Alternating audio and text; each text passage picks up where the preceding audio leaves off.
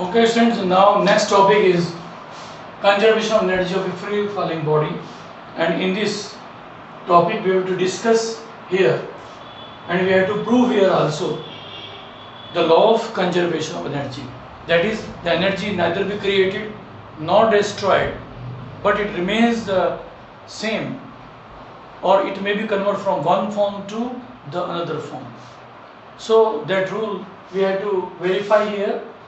So we have to take an application in which a body of mass m that is placed at a height h from the ground. So it is the initial position of the body A, because the body first of all is in the rest position, so V equal to 0.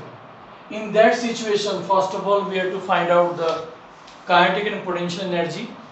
Then after that, when the body falls freely towards the ground, then at the situation A, B and C, we have to find out both the kinetic and potential energy, and we have to prove here the sum of these two energy, that is equal to the mechanical energy. Means kinetic energy, the sum of the kinetic energy and the potential energy is known as mechanical energy. So we have to prove here at every point A, B and C the energy remains constant. Now we have to start the topic from the position number A. So we have to consider here a body of mass m is placed at a height h from the earth's surface. Let's its initial velocity is v equal to 0. Therefore the kinetic energy, therefore at point or position A, the kinetic energy K will be equal to 1 by 2 mv square, since v is equal to 0. Therefore that is 1 by 2 m into 0 will be equal to 0 at the point A. And the potential energy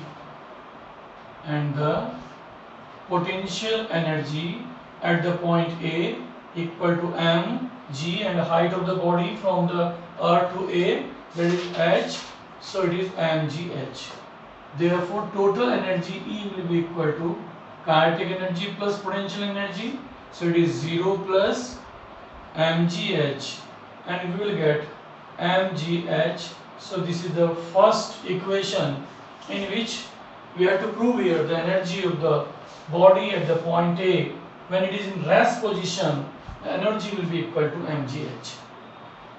Now when the body falls freely under gravity from the point A towards the earth, and when the body reached at the point B and falls freely through a distance x, let the velocity of the body equal to v1 at the point B. Then we have to find out what is the kinetic energy and potential energy of the body at the point B. Now at point B, the potential energy of the body, that is equal to mg, and distance of the body from the earth. So x distance falls freely, total distance is h, remaining distance is h minus x, that is bc distance. So we have to put here h minus x, that is the potential energy of the body at the point P.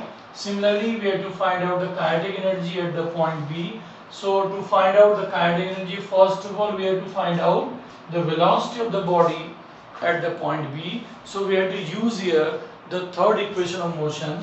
So now according to third equation of motion, therefore v square minus u square, so u is considered here v, and this is v considered here v1, so v1 square minus v square equal to 2 gx, because x distance falls freely from the point A to the point B. Here v equal to 0, therefore v1 square minus 0 equal to 2gx. Now v square equal to 2gx. So from this velocity v1 of the body at the point B, we have to find out the kinetic energy. Therefore kinetic energy K equal to 1 by 2 mv v1 square. So 1 by 2 m v1 square means into 2gx. Now 2 cancel by 2, so the energy is mgx. So it is a kinetic energy. So the potential energy is mgh minus x at the point B, and kinetic energy is K is equal to mgx. Now we have to find out the value at the point B, the total energy of the body. The total energy of the body at the point B can be calculated by the sum of the kinetic energy and the potential energy. Therefore energy E at the point B equal to kinetic energy plus potential energy. Kinetic energy here mgx plus potential energy, that is mgh minus x. Now simplify mgx plus multiplied by mg in the bracket, that is mgh minus mgx, and this term is cancelled out. We will get mgh again, and this is the equation number 2nd.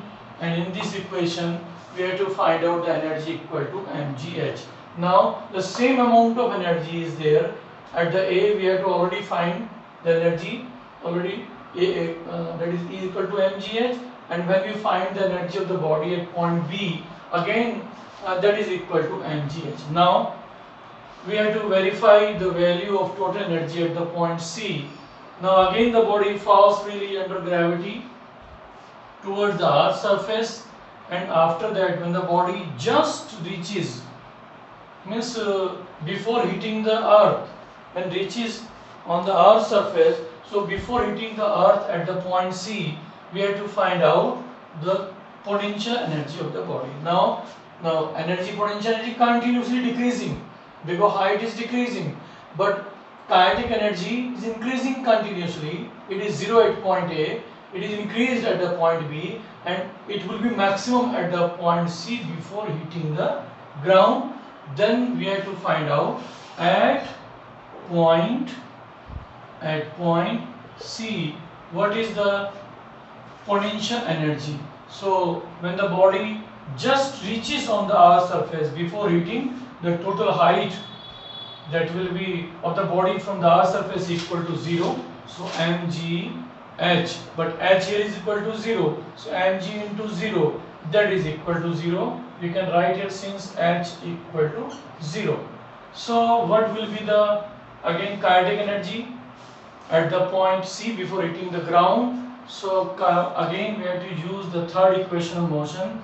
Now since v2 square minus v square equal to 2g, total distance covered by the body, that is equal to h here, that is 2gh. Now v again equal to 0, rest position, we will get v square equal to 2gh. Now from this expression we can find out the kinetic energy of the body at the point C. Now formula is K is equal to 1 by 2 mv2 square, and the value v2 is 2gh. So it is equal to 1 by 2 into m into 2gh. Now again 2 cancel by 2, so kinetic energy K equal to mgh. Now the total energy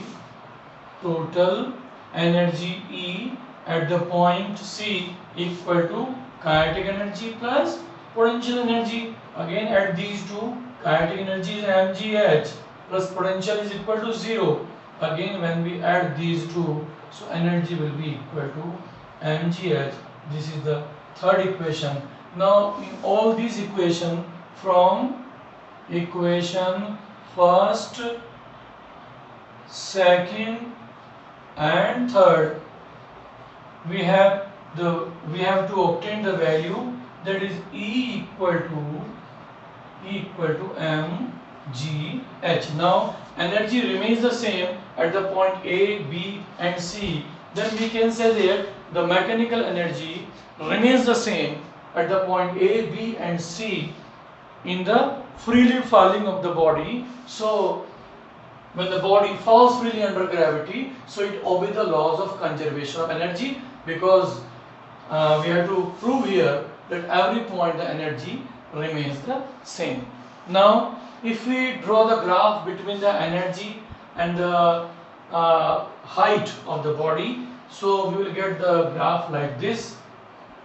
From that graph again we can explain here the potential energy and kinetic energy. So when we draw the graph between the total energy and the distance h taking along x-axis and energy taking along y-axis, suppose this is the limit of the maximum energy E equal to mgh, that is already find out in equation 1, 2 and 3 remains equal to this. So when the body is coming from the suppose this is the height h, so body is coming from maximum point to the minimum point and it covered this distance, and similarly the when we complete that figure, so body is coming from the maximum point to this 0.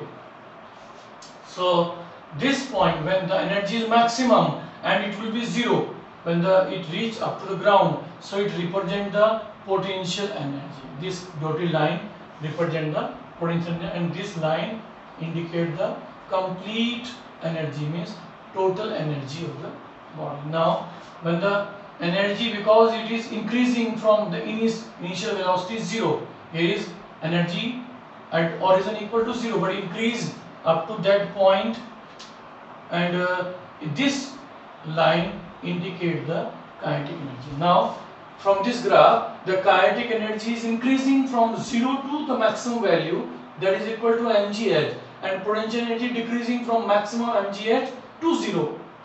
So this is the graph, and in this graph we can show here the kinetic energy is increasing when the body falls freely from the point A to C, and the potential energy decreasing continuously until 0 when the body hits the ground.